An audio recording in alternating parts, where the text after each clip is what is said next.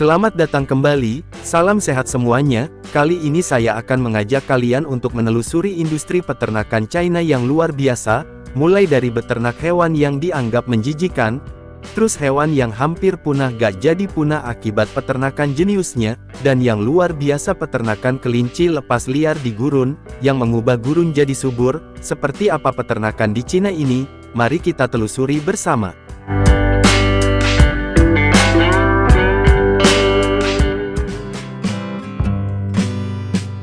Pernahkah Anda bertanya-tanya, bagaimana serangga kecil dapat mengubah masa depan makanan? Di peternakan besar China, miliaran ulat bambu dibesarkan, untuk menyediakan protein berkelanjutan, yang dulunya hanya makanan hewan peliharaan. Makhluk kecil ini sekarang memimpin revolusi makanan. Hari ini kita akan menjelajahi bagaimana ulat bambu tumbuh, dan diproses menjadi produk yang berharga di China. Meskipun namanya ulat, sebenarnya bukan ulat melainkan larva kumbang Tenebrio molitor, yang berwarna hitam. Mereka mulai dari telur kecil, menetas menjadi ulat, dan pada akhirnya berubah menjadi kumbang dewasa. Makhluk yang mudah beradaptasi ini dapat tumbuh subur di hampir semua tempat, halaman belakang rumah, dan bahkan di luar angkasa. China bahkan telah mengirim ulat bambu ke stasiun luar angkasa, untuk dipelajari bagaimana mereka bertahan hidup dalam gravitasi nol. Yang membuat ulat bambu benar-benar istimewa adalah peran mereka sebagai pendaur ulang alami. Mereka dapat memakan sampah organik seperti daun, kardus, dan bahkan styrofoam yang memecahnya menjadi nutrisi yang menyuburkan tanah. Para peneliti sedang mengeksplorasi bagaimana ular bambu, untuk membantu memecahkan masalah sampah plastik global, karena mereka dapat mencerna bahan yang membutuhkan waktu puluhan tahun untuk terurai. Jadi apa yang membuat makhluk kecil ini begitu menakjubkan, sehingga semakin banyak orang mulai membudidayakannya? Di peternakan ulat bambu biasanya dipelihara dalam nampan, atau kotak yang diisi dengan substrat, seperti gandum, yang berfungsi sebagai alat tidur dan makanan. Kotak ini ditumpuk dalam rak besar, dan ditempatkan di lingkungan yang dingin dan gelap. Kegelapan itu penting karena ulat bambu secara alami aktif di malam hari, dan lebih menyukai kondisi cahaya redup, yang membantu mengurangi stres mereka, dan membuat mereka tetap aktif.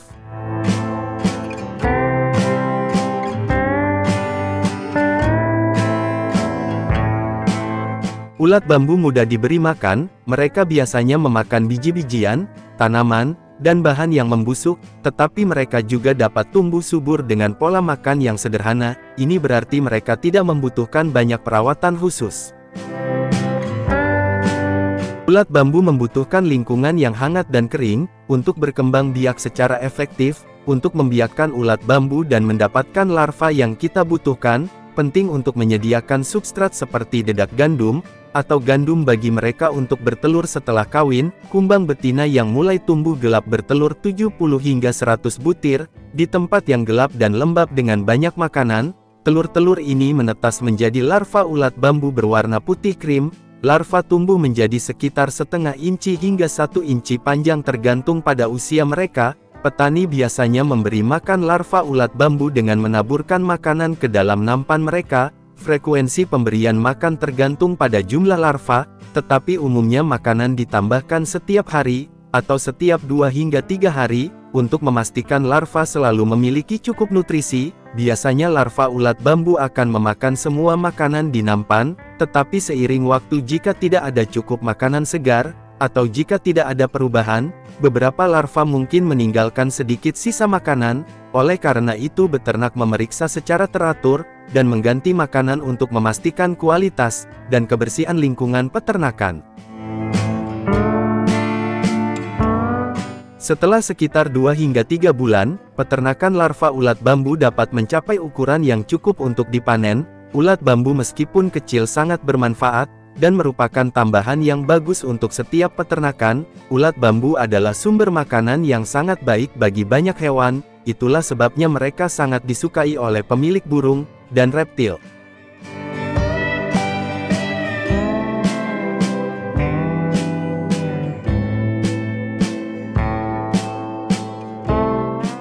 Ulat bambu biasanya diolah dengan 2 cara utama, pengeringan atau penggilingan. Setelah dipanen, Mereka dikeringkan melalui metode seperti pengeringan udara, pengeringan beku, atau menggunakan dehidrator untuk mengawetkan nutrisinya, dan memperpanjang umur simpan. Setelah dikeringkan mereka dapat digiling menjadi bubuk, yang umumnya digunakan sebagai suplemen protein dalam makanan hewan peliharaan, atau cemilan. Ini adalah cara lain untuk mendistribusikan ulat bambu. Mereka dicampur dengan jenis makanan hewan peliharaan lain, dan kemudian dibentuk menjadi batangan. Ulat bambu mungkin kecil tetapi mereka sangat berguna dalam banyak hal.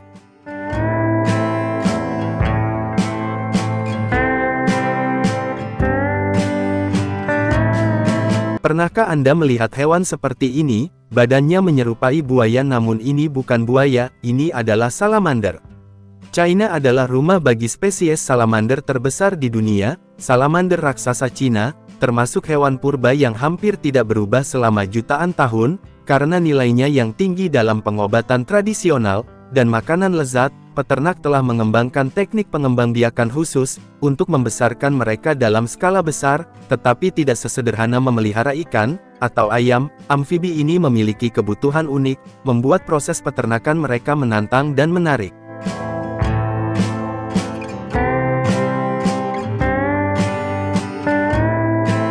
Tahukah Anda, bahwa salamander raksasa Cina dapat hidup hingga 100 tahun, dan mereka dapat tumbuh hingga lebih dari 5 kaki panjangnya? Salah satu perilaku salamander raksasa Cina yang paling menarik, adalah kemampuannya untuk berkomunikasi menggunakan suara. Meskipun menjadi predator yang diam, ia dapat membuat gonggongan, merengek, dan bahkan suara seperti tangisan untuk berinteraksi dengan yang lain. Hal ini membuatnya mendapat julukan bayi ikan di China. Dan inilah fakta menarik lainnya, salamander Cina hampir sepenuhnya buta. Mereka bergantung pada indera peraba, dan penciuman mereka yang luar biasa, untuk menavigasi lingkungan mereka dan menemukan makanan.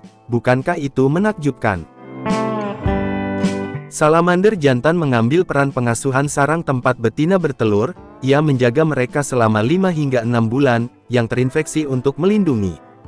Salamander yang sehat tumbuh subur di air dingin yang bersih yang meniru habitat alami mereka. Di gua-gua bawah tanah dan aliran air tawar, peternak menciptakan lingkungan yang terkendali, dengan sirkulasi air yang konstan, oksigenasi, dan pengaturan suhu, untuk memastikan makhluk sensitif ini tetap sehat. Tanpa kualitas air yang baik, salamander dapat menjadi stres dan berhenti makan, menjadikan pengelolaan air salah satu aspek terpenting dari peternakan. Tangki-tangki ini dibangun dengan dasar miring yang halus, untuk mencegah cedera. Salamander dipisahkan menjadi beberapa bagian berbeda, berdasarkan usia mereka.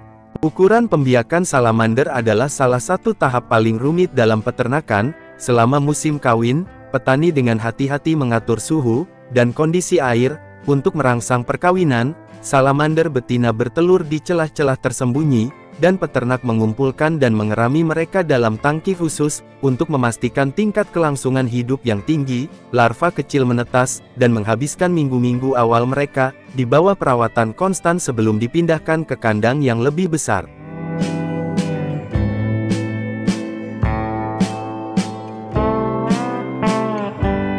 Tetapi apa yang dia makan? Makhluk-makhluk ini tidak seperti hewan ternak lainnya. Salamander adalah karnivora, dan membutuhkan makanan yang kaya protein. Peternak memberi mereka ikan kecil, cacing, dan protein yang diformulasikan secara khusus untuk mendukung pertumbuhan mereka.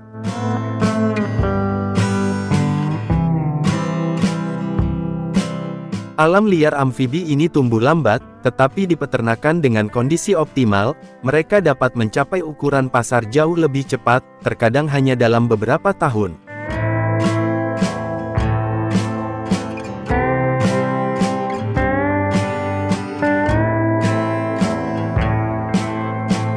Untuk menghindari pemberian makan berlebihan, dan kontaminasi air, petani memantau berapa banyak setiap salamander makan. Sisa makanan disingkirkan untuk menjaga kebersihan, dan mencegah pertumbuhan bakteri. Yang Anda lihat adalah jaringan kompleks kolam, dan terowongan yang dirancang khusus yang meniru habitat alami salamander. Di peternakan Cina, salamander raksasa dapat tumbuh hingga 1,8 meter panjangnya, dan berat lebih dari 30 kg, dengan lingkungan yang terkendali, air bersih, dan makanan yang tepat. Amfibi ini mencapai ukuran yang mengesankan, jauh melebihi rekan-rekan liar mereka.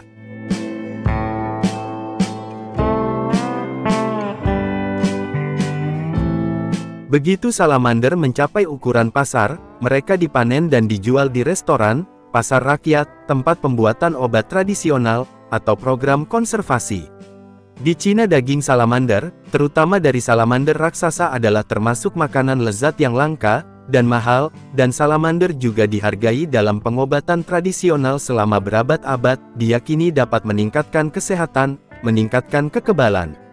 Orang kaya sering menikmatinya di jamuan khusus, sebagai simbol status. Daging biasanya dimasak dalam sup atau rebusan, untuk membuatnya empuk dan beraroma. Beberapa daerah juga merebusnya dengan bumbu dan rempah-rempah. Bagi kalian yang pernah mencicipi daging hewan yang satu ini, silakan beritahu kami pada kolom komentar seperti apa rasanya.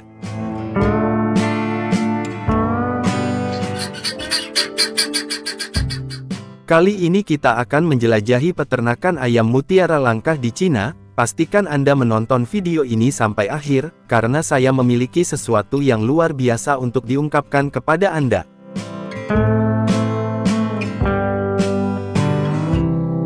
Ayam mutiara atau guinea fowl, dikenal secara ilmiah sebagai Numididae. Burung ini berasal dari Afrika, tetapi telah menemukan jalannya ke berbagai belahan dunia, termasuk Cina. Dalam beberapa tahun terakhir, peternakan ayam mutiara telah mendapatkan popularitas di China, karena karakteristik burung yang unik, termasuk ketahanannya terhadap penyakit, dan nilai gizi yang tinggi, dari daging dan telurnya.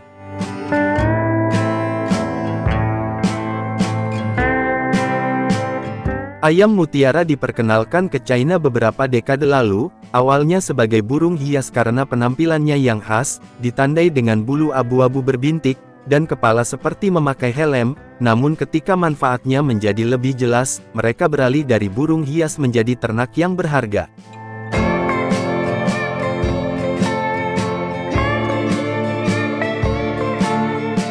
Saat ini peternakan ayam mutiara dipandang sebagai segmen khusus, namun menguntungkan dari industri unggas Cina. Peternakan ayam mutiara di China memiliki beberapa keunggulan.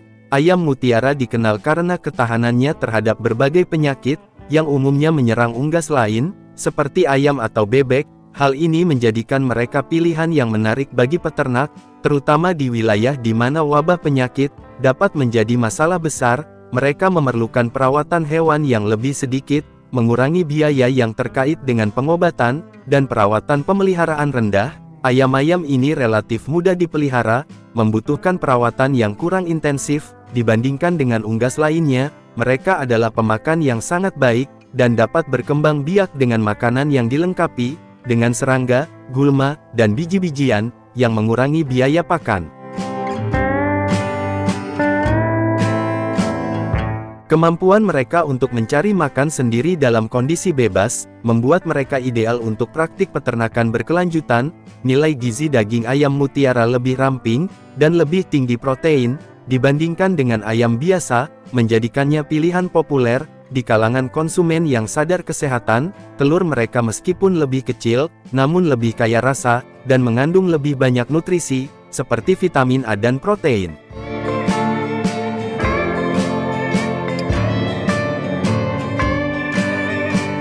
Ayam mutiara sangat mudah beradaptasi dengan berbagai iklim, termasuk iklim yang beragam, yang ditemukan di seluruh China, baik di daerah subtropis lembab di Cina Selatan, atau zona beriklim sedang di utara. Ayam mutiara dapat berkembang biak dengan baik. Membangun peternakan ayam mutiara di Cina, melibatkan beberapa langkah. Yang paling umum memilih jenis yang tepat. Peternak di Cina juga bereksperimen dengan berbagai jenis, untuk menemukan yang paling cocok untuk lokal. Kondisi ini termasuk ayam mutiara dada putih, dan ayam mutiara full turin, yang dikenal karena penampilan unik dan daging berkualitas tinggi. Ayam mutiara membutuhkan kandang yang berventilasi baik, untuk melindungi mereka dari predator dan cuaca buruk, terutama selama tahap awal pertumbuhan. Struktur peternakan tradisional China sering diadaptasi untuk peternakan ayam mutiara, memastikan bahwa ayam mutiara memiliki ruang untuk bergerak, sambil dilindungi dari unsur-unsur yang tidak diinginkan. Kandang harus mencakup tempat bertengger, karena ayam mutiara lebih suka bertengger di atas tanah. Pencahayaan dan kontrol suhu yang tepat juga penting selama tahap menyirami, untuk memastikan anak ayam berkembang dengan baik.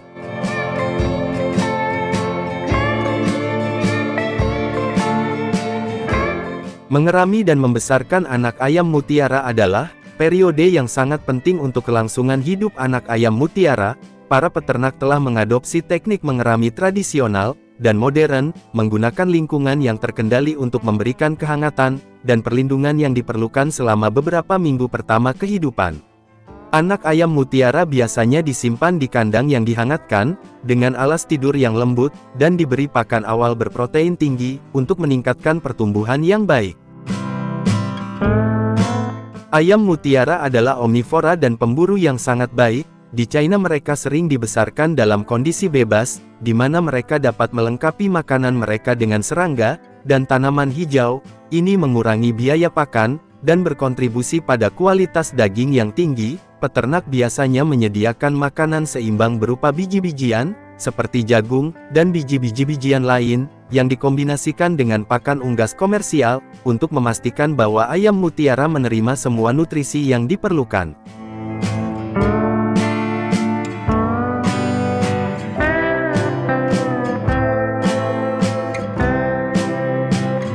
Meskipun ayam mutiara sehat, mereka tidak kebal terhadap semua penyakit.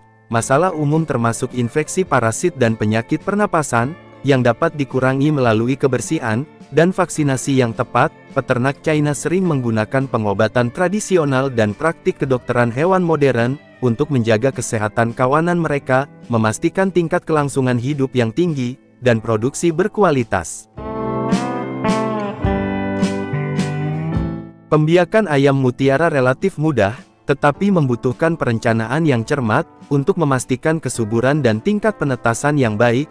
Memilih stok pembibitan berdasarkan faktor-faktor seperti kesehatan, ukuran, dan produksi telur. Ayam mutiara yang dipilih kemudian dipasangkan selama musim kawin, yang biasanya terjadi pada bulan-bulan musim semi, dan musim panas.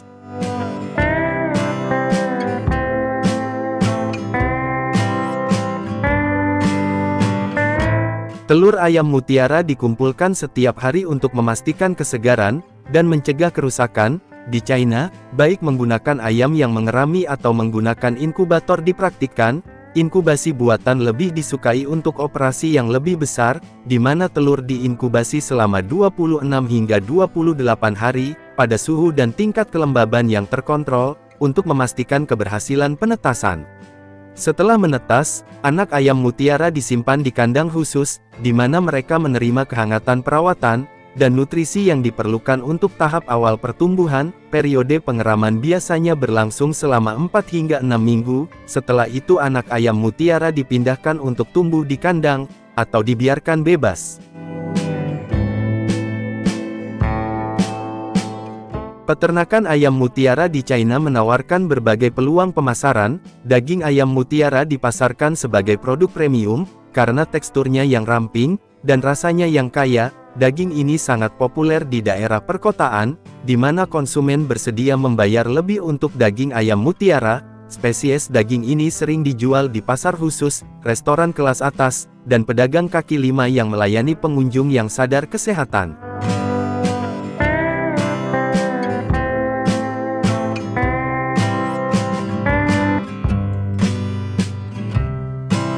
Hari ini kita akan melihat bagaimana kapal modern China menangkap udang dalam skala besar, dan memprosesnya di atas kapal canggihnya. Sejak mereka ditangkap, setiap udang ditangani dengan hati-hati, untuk menjaga kesegaran dan kualitasnya, dari kedalaman laut yang dingin hingga ke piring konsumen. Tahukah kalian udang air laut dingin adalah hermafrodit? Mereka lahir sebagai jantan, tetapi setelah 3 hingga 4 tahun, mereka berubah menjadi betina. Hidup di perairan dingin itu berarti mereka tumbuh sangat lambat, dan pertumbuhan yang lambat itulah yang memberi mereka rasa manis yang lembut, dan tekstur yang meleleh di mulut kalian. Lalu, apa yang mereka makan dengan baik? Udang jelas bukan pemakan yang pilih-pilih. Mereka bisa dibilang kru pembersih utama di dasar laut, ikan mati, kepiting, dan bahkan sedikit lumpur. Apa kalian tahu dalam hal menangkap udang? Jaring trolling adalah yang sangat efektif, terutama dengan semua peralatan berteknologi tinggi. Dengan bantuan sonar dan GPS, nelayan seperti memiliki kekuatan super pencari udang. Mereka dapat menemukan tepat di mana udang berada, yang berarti lebih sedikit usaha yang terbuang, dan lebih sedikit makhluk laut lainnya yang tertangkap. Ditambah jaring ini dirancang untuk menarik 1 ton udang sekaligus. Jika udang semua nongkrong di satu area, itu seperti memenangkan jackpot.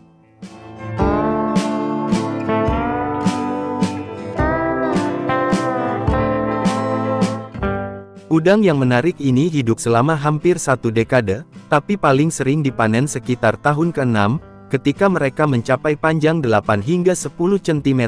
Di antara berbagai metode yang digunakan, jaring trolling muncul sebagai teknik yang sangat efisien, yang menawarkan keuntungan yang signifikan.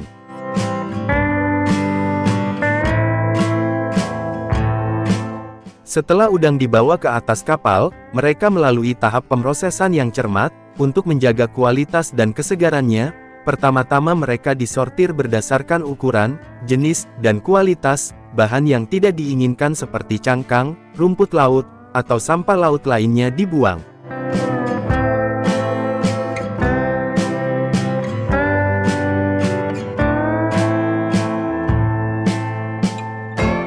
Setelah pembersihan awal, mereka dengan hati-hati disimpan di tempat berlapis es dalam wadah, memastikan mereka tetap segar dan siap untuk diangkut ke pabrik pengolahan, segera setelah kapal mencapai dermaga. Setelah tiba di pabrik pengolahan, sampel acak sekitar 2 kg udang diambil untuk pengujian kualitas. Setelah lolos pemeriksaan, udang memulai perjalanannya melalui pabrik. Udang secara otomatis diangkut ke stasiun pencucian pertama, untuk pembilasan menyeluruh sebelum langsung dipindahkan ke tahap berikutnya. Di industri raksasa ini, mereka dimasak dengan lembut dalam air asin ringan, untuk meningkatkan rasa alami mereka, sambil memastikan tekstur yang sempurna. Setelah dimasak, udang segera direndam dalam air es pada suhu 1 derajat Celcius, untuk menghentikan proses pemasakan dengan cepat, dan mengunci kesegarannya. Untuk produk udang beku utuh, mereka membekukannya saat udang masih utuh. Dengan cara itu pelanggan mendapatkan warna merah cerah yang indah, dan dikemas dengan baik.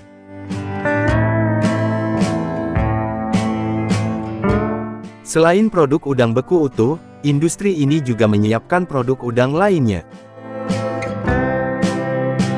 Sisa udang pembekuan dimasukkan ke jalur pengupasan, untuk menghilangkan kepala. Alat ini sangat tepat dan cepat, cukup potong dan kepala hilang. Kemudian udang dipindahkan ke mesin deling, yang menggunakan bilah roll atau pengepres, untuk memisahkan cangkang dari daging dengan rapi. Daging udang keluar dengan bentuk yang sempurna, dan siap untuk melanjutkan tahap berikutnya. Sekarang tibalah bagian memilah berdasarkan ukuran.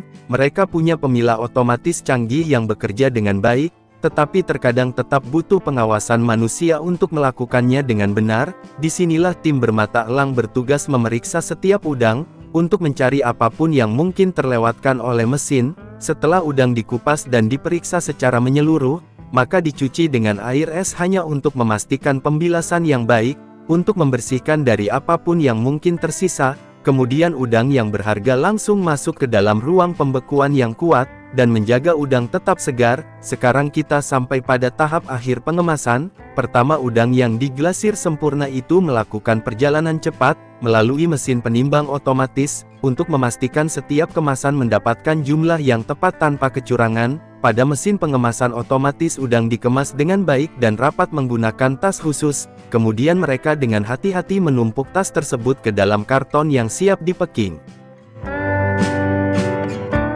Udang air laut adalah sumber protein yang fantastis. Dengan rendah kalori, Anda dapat menikmatinya dalam keadaan dingin atau bagian dari hidangan panas, baik dipanggang atau digoreng. China kembali mengejutkan dunia dengan ide gilanya. Di hamparan gurun Kubuki yang luas di Mongolia dalam China, tempat alam kering, dan berangin kencang, biasanya membuat pertanian dan peternakan hampir mustahil dilakukan. Namun tidak bagi China, perubahan tak terduga tengah terjadi. Kehidupan di gurun berkembang pesat, bukan sekedar bertahan hidup, berkat ide gila yang melibatkan kelinci. Namun, bagaimana makhluk kecil ini, akhirnya menjadi pusat rencana, yang mengubah salah satu lingkungan terkeras di Cina. Mari kita cermati lebih dekat, bagaimana Cina melepaskan sejumlah besar kelinci di gurun, dan bagaimana hal ini membuat tanah itu menjadi subur. Anda mungkin berpikir, bahwa kehidupan di gurun sebagian besar tentang pasir, dan terik matahari yang panas, dengan sedikit harapan untuk pertanian, atau peternakan. Memang benar, bahwa gurun, terutama tempat-tempat seperti Kubuki, sangat sulit untuk mendapatkan penghasilan stabil. Periode panjang tanpa hujan, membuat semakin sulit untuk bercocok tanam, memelihara ternak, atau melakukan banyak hal, yang melibatkan kelangsungan hidup. Itulah sebabnya orang-orang di wilayah gurun cenderung hidup dengan ketidakpastian, seringkali, berjuang untuk mempertahankan mata pencaharian mereka. Namun di bagian gurun Kubuki, ada sesuatu yang berbeda. Ini adalah tempat para peternak memelihara jutaan kelinci, dan mereka menghasilkan banyak uang. Bayangkan bertani di padang pasir, tetapi bukan dengan tanaman atau ternak, melainkan dengan kelinci berbulu halus yang cepat berkembang biak. Bagaimana ini bisa terjadi? Untuk memahami ceritanya, kita harus kembali ke tahun 1950 dan 1960, ketika pemerintah Mongolia telah menjadikan pengendalian gurun pasir dan perlindungan lingkungan sebagai prioritas. Pertama, mereka membangun stasiun untuk mengendalikan padang pasir yang terus meluas, dan menanam jutaan pohon di sepanjang tepi utara gurun Kubuki. Seiring berjalannya waktu, hal ini membuat banyak daerah menjadi lebih hijau, dorongan yang sangat dibutuhkan bagi Mongolia, salah satu wilayah paling rawan gurun di Cina. Pergeseran lingkungan ini bukan hanya tentang menanam pohon, ini adalah perjuangan melawan penggurunan, yang telah menjadi masalah jangka panjang bagi wilayah tersebut. Upaya untuk melawan penggurunan terus berlanjut, dengan berbagai program, termasuk program proyek penanaman pohon, dan larangan penggembalaan, tujuannya untuk memulihkan tanah dan mencegah pasir mengambil alih. Pada tahun 2024, Mongolia telah melampaui tujuan tahunannya untuk melawan penggurunan, dan menanam tanaman hijau. Hasilnya, lingkungan yang subur dengan 59 juta hektar hutan, dan 45% lahan sekarang tertutup padang rumput, hingga tertinggi sejak tahun 1990, tanah yang dulunya tandus, kering gersang, dan dipenuhi bukit pasir, telah menjadi lautan hijau lengkap dengan semak-semak, pohon dan bahkan, satwa liar seperti rusa.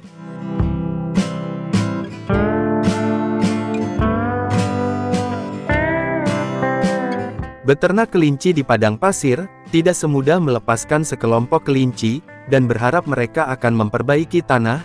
Transformasi ini dimulai dengan seorang pengusaha lokal, yang memiliki visi. Dia membeli bibit pohon willow yang tahan kekeringan, dan tumbuh dengan baik dalam kondisi padang pasir. Ia yakin, pohon willow ini dapat membantu menstabilkan tanah, melindungi dari erosi angin, dan menyediakan sumber daya yang berharga. Namun setelah sekitar 3 tahun tumbuh, pohon willow membutuhkan perawatan khusus, untuk mempertahankan nilai ekonominya. Tanpa perawatan, pohon ini tidak dapat digunakan, untuk menghasilkan kertas berkualitas tinggi, komoditas yang berharga. Kelinci Rex, jenis kelinci tertentu yang dikenal karena bulunya yang lembut, seperti berang-berang, diperkenalkan ke daerah tersebut. Kelinci ini menyukai tunas willow muda, dan mereka mulai memakan tanaman tersebut. Pohon willow terus tumbuh, akarnya membantu menstabilkan pasir, bahkan sisa batang dari makanan kelinci, sangat cocok untuk membuat papan partikel dan kertas. Namun, kelinci tidak hanya memanfaatkan pohon willow untuk dimakan, keajaiban sebenarnya ada pada kotoran kelinci. Kotoran mereka digunakan untuk membuat biogas, yang kemudian digunakan untuk menyuburkan ladang. Secara bertahap membuat gurun berpasir menjadi tanah yang subur. Seiring dengan semakin suburnya tanah, para peternak mulai menanam tanaman, terutama sayuran di rumah kaca yang besar. Kombinasi pohon willow, kelinci dan teknik pertanian berkelanjutan, perlahan tapi pasti, mengubah gurun menjadi lahan yang subur.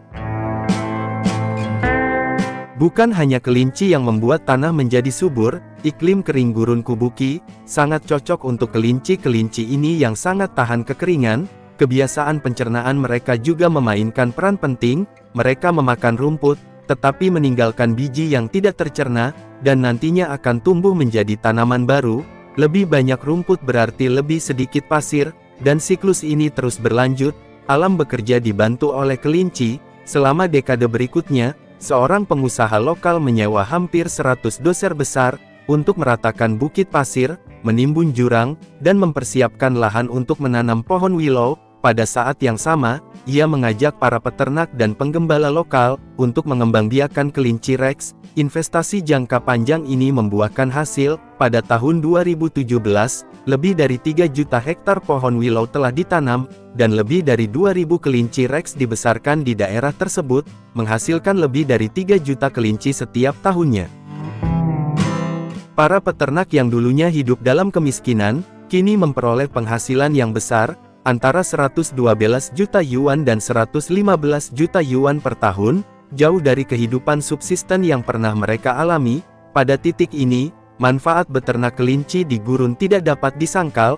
Tidak hanya pendapatan peternak lokal yang meningkat, tetapi lingkungan juga membaik. Namun, perlu digarisbawahi, keberhasilan ini bukan karena satu orang, melainkan hampir semua orang Cina mendukung program ini, termasuk pemerintah setempat dan pemerintah pusat, serta masyarakat lokal, dan para ahli ikut serta dalam program mengubah gurun menjadi lahan hijau. Dari video ini, kita dapat menyimpulkan bahwa, kerjasama yang baik akan mengubah segalanya menjadi lebih baik.